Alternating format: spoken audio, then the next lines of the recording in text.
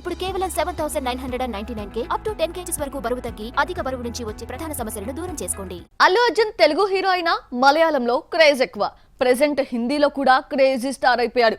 Stylish star ని Telugu audience కంటే హిందీ జనాలే ఎందుకు ఎక్కువగా లైక్ చేస్తున్నారు? ఈ లెక్కన పుష్ప 2 తెలుగులో కంటే హిందీలో ఎక్కువగా కలెక్ట్ చేస్తుందా? Have a look. Pushpa release ముందు వరకు బన్నీకి తెలుగుతో పాటు మలయాళంలో కూడా మంచి క్రేజ్ ఉంది. తెలుగు హీరోల సినిమాలు మలయాళంలో డబ్ అయినా కలెక్షన్స్ లో బన్నీదే top place. Pushpa pan India hit తర్వాత హిందీ ఆడియన్స్ కూడా లైక్ చేయడం స్టార్ట్ చేశారు.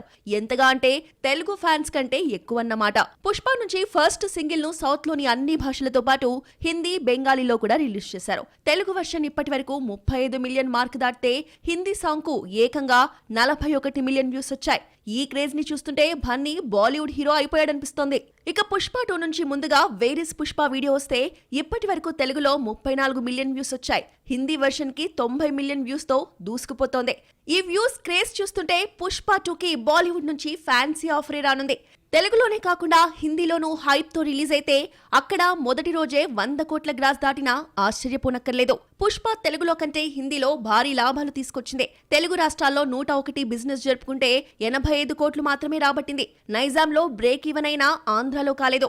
ఇక హిందీ వర్షన్ ను 10 కోట్ల కమితే ఏకంగా 100 కోట్ల గ్రాస్ కలెక్ట్ చేసి 50 కోట్ల షేర్ ని తీసుకొచ్చింది.